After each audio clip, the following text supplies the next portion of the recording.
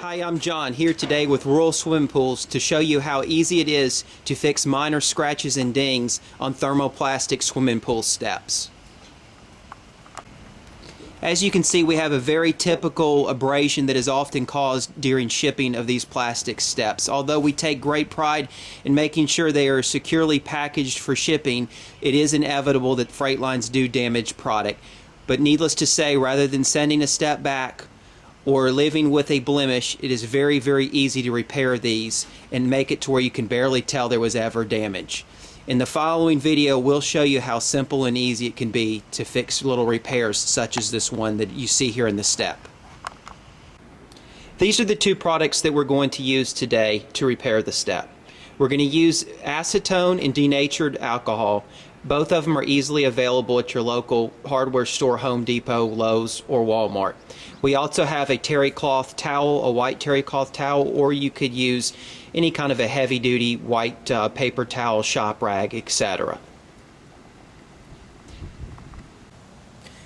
We have our denatured alcohol here. First, we're going to use this. The purpose of this product is to make sure we thoroughly clean the area that we are repairing. If we don't, any kind of grease or dirt of any kind will be embedded into the plastic when we go to use the acetone to actually smooth the scratches out of it.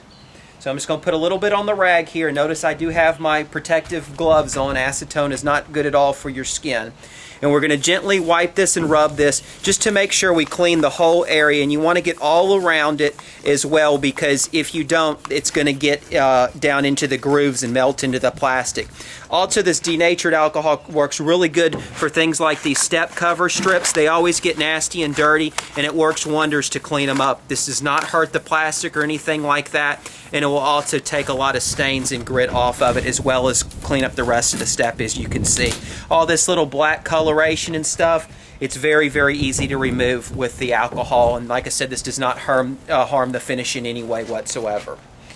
Okay, so we've cleaned this little area off here where we had these little scratches and stuff, and now we're going to use the acetone to actually smooth those scratches out.